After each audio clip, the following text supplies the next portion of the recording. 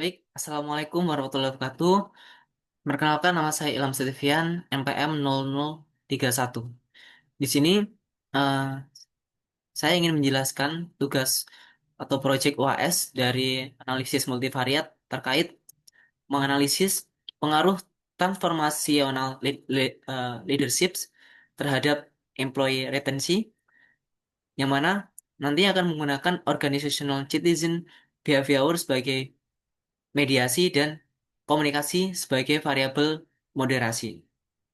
Baik, untuk pertama-tama saya ini menggunakan status data pertama dikarenakan sampel S yang saya gunakan adalah sampel S gratis dan tidak berbayar. Untuk pertama-tama kita akan menggunakan analisis outer model dan inner model, yaitu untuk menentukan apakah data-data kita itu benar-benar valid dan terbukti bisa menggambarkan data-data yang ada. Untuk pertama, kita bisa melakukan calculate. Kita sudah masukkan semuanya di gambar dalam tersebut, di mana ini ada arah panah-panahnya yang sudah tersedia dan sudah saya buat tadi, karena tidak akan cukup apabila dimulai dari awal. Langsung aja kita calculate, kita langsung aja ke PLS SEM algorithm. Di sini tidak usah kita apa-apakan, langsung aja start calculation. Untuk di outer model, ini kita bisa buka buka pada outer loadings. Kita menggunakan pertama yaitu adalah ada validitas konvergensi, yaitu kita menggunakan loading factor. Di sini kita akan melihat apakah indikator-indikator yang kita gunakan itu konstruk dan berpengaruh positif. Kita melihat bahwa di sini pada indikator eh, yang digunakan itu minimal adalah 0,7. Ketika angkanya di bawah 0,7, itu berarti datanya tidak valid dan eh, dinyatakan tidak lolos loading factor. Di sini kita ketahui bahwa pada C2 itu 0,634, yang berarti ini di bawah 0,7 berarti tidak lolos untuk uji validitas konvergensi atau loading factor. Lanjut ke bawah, tersebut ada pada TL2, yaitu adalah transformational le- le- eh, leadership, yaitu menunjukkan angka 0,698. Secara keseluruhan, data-data di atas sudah sangat menggambarkan indikator yang sangat konstruk. Akan tapi mungkin indikator yang warna merah ini bisa dihapus untuk lebih memvaliditaskan variabel-variabel yang ada. Terus selanjutnya kita melakukan validitas diskriminatif. Yaitu langsung aja kita scroll ke bawah, ada namanya discriminant validity. Di sini ada dua sebenarnya, yaitu bisa menggunakan cross-loading dan Fornell-Lasker criterion. Kita di sini akan menggunakan Fornell-Lasker criterion. Di sini diketahui bahwa untuk Fornell-Lasker criterion pada umumnya itu adalah angkanya harus diangkat di atas 0,5. Yang mana fungsinya adalah untuk menggambarkan antara variabel satu dengan variabel lainnya itu sangat-sangat berbeda. Di sini kita ketahui bahwa angkanya mayoritas itu adalah 0,5. Contohnya komunikasi terhadap komunikasi, ini contohnya adalah employee employee retensi terhadap komunikasi angkanya 0,559. Berarti employment retensi dan komunikasi itu menggambarkan data yang berbeda. Di sini ada satu, yaitu yang menunjukkan angkanya di bawah 0,5, yaitu adalah organizational citizenship terhadap employment retensi, itu ada angkanya 0,481. Berarti menunjukkan bahwa masih eh, sedang atau istilahnya bisa dikatakan agak lemah. Terus selanjutnya itu ada namanya uji reliabilitas, yaitu untuk menunjukkan konsistensi data yang ada. Di sini kita menggunakan ada dua sebenarnya, yaitu adalah Kurzgesagt Alpha dan Composite Reliability. Tapi di sini kita akan menggunakan Kurzgesagt Alpha.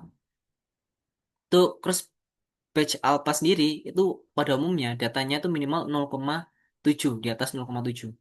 Di sini dilihat bahwa angkanya itu hijau semua, yaitu adalah di atas 0,7. Di sini itu melihat kekonsistensian data ketika data itu diacak dan ternyata data itu memang sangat-sangat konsisten. Tanya setelah outer model kita melakukan inner model. Di inner model kita ada dua, yaitu adalah R, melakukan uji R dan F effect. Di sini langsung aja kita scroll ke atas, ada nama R square. R square pada umumnya tuh ada 0,7. Banyak sekali variasinya, tapi kita menggunakan 0,75, yang dimana itu sebagai rujukan dari penelitian-penelitian sebelumnya. Diketahui bahwa R square employee retention itu adalah 0,391 dan R square dari organizational citizenship itu adalah 0,575. R square itu apa? R square itu sendiri adalah menggam untuk menjelaskan seberapa besar sih variabel dependen ini eh, mampu dijelaskan oleh variabel-variabel independen. Berarti diketahui bahwa data variabel-variabel independennya itu mungkin agak lemah untuk mempengaruhi variabel dependen ini. Pertama yang employment retention. Berarti eh, transformational leadership masih belum bisa untuk menggambarkan employment secara bagus. Terus selanjutnya ada F square. Di sini F square itu menggambarkan seberapa besar sih variabel-variabel independen itu bisa menggambarkan variabel dependen. Seperti contohnya, pada umumnya untuk eh, F square sendiri itu biasanya minimal angkanya ada di 0,25, 0,025. Jangan untuk di bawah itu biasanya itu tidak seberapa pengaruh signifikan berarti. Contohnya, eh, organizational citizen behavior terhadap employee retention. Di sini angkanya 0,003. Berarti di sini bahwa organizational citizen behavior itu tidak bisa terlalu memberikan dampak yang besar terhadap penelitian atau terhadap variable dependent employment retention. Di sini yang sangat berpengaruh besar itu adalah transformational leadership terhadap organizational citizen behavior, yaitu adalah angkanya 0,277. Di situ berarti transformational leadership sangat berpengaruh besar dan bisa mempengaruhi variabel dependennya yaitu organizational citizenship. Selanjutnya untuk yang terakhir itu kita melakukan yang namanya adalah uji signifikan yaitu untuk menentukan apakah hipotesis-hipotesis yang ditentukan sebelumnya itu benar atau salah. Untuk itu kita akan kembali menu edit terus langsung kita ke calculate terus kita bisa menggunakan bootstrapping. Di bootstrapping ini nanti itu kan ada pilihannya yaitu kita menggunakan one tailored dikarenakan kita sudah tahu datanya itu positif atau negatif. Kita harapkan positif semua. Terus untuk fixed ini itu agar data kita tuh tidak diacak. Jadi datanya itu ketika kita melakukan bootstrapping ulang, datanya tuh kurang lebih tidak akan berbeda jauh. Terus kita lanjut start calculation. Oke, langsung setelah itu kita akan muncul datanya. Di sini langsung aja kita ke pet coefficient. Terus kita bisa melakukan min ini di sini. Nah, diketahui bahwa di sini itu ada datanya, kita bisa menguji di sini. Nanti kita akan pindahkan ke Excel. Bentar. Terus lanjut untuk data ini adalah untuk data-data yang direct. Untuk indirect kita bisa ke specific indirect effect. Terus kita bisa ke ini eh min, TPD dan 5 data ini. Kita copy, kita pindahkan ke Excel. Seperti ini hasil Excelnya. Nah, di sini, untuk uji signifikan, kita akan melihat antara original sample dan p-value. Original sample itu apa? Seperti yang diketahui bahwa tadi, seperti di hypothesisnya, diharapkan semua datanya itu adalah bernilai positif semua, atau berpengaruh positif semua.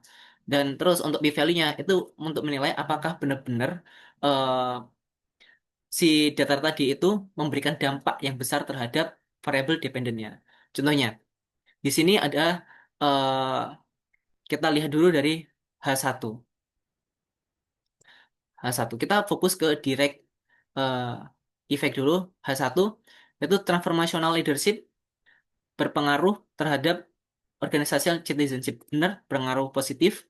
Terus untuk eh, p-value-nya itu di bawah 0,05 yang artinya itu sangat berdampak besar atau benar-benar ada dampaknya. Terus eh, ya disclaimer untuk p-value sendiri itu adalah angkanya tuh harus di bawah 0,05. Itu sudah dari rujukan-rujukan penelitian sebelumnya. Terus untuk H2, transformational leadership terhadap employee retensi itu sebesar 0,021 di mana itu udah lolos p-value dan lalu untuk eh, variabelnya benar-benar bersifat positif. Terus mungkin ini lanjutnya adalah hipotesis ketiga, organizational organizational citizenship behavior terhadap employment retensi, yaitu adalah benar berpengaruh positif akan tapi tidak memenuhi p-value. Lanjut untuk communicational transformational transformational leadership organizational yang dimoderasi dengan komunikasi terhadap organizational citizenship behavior itu tidak valid dikarenakan p-value-nya tidak memenuhi. Lanjut, untuk organizational citizenship behavior yang diperkuat atau dimoderasi dengan komunikasi untuk dilihat nilainya terhadap employee retensi itu ternyata berpengaruh negatif. Nah, berarti tidak sesuai dengan hipotesis yang ada. Hipotesisnya itu adalah positif. Berarti ini tidak valid dan ternyata p-value-nya juga tidak di bawah 0,05. Untuk hasil selanjutnya itu untuk mengetahui variabel mediasinya kita menggunakan yang tadi indirect effect, gitu kan. Di sini diketahui bahwa ternyata transformational leadership yang menggunakan organizational citizenship behavior sebagai variabel mediasi untuk melihat pengaruhnya kepada employment retensi itu benar memiliki pengaruh positif, akan tapi p-value-nya tidak memenuhi atau tidak memiliki dampak yang cukup signifikan. Sekian dari saya. Apabila ada salah kata ataupun salah pengucapan, saya mohon maaf yang sebesar-besarnya. Terima kasih. Wassalamualaikum warahmatullahi wabarakatuh.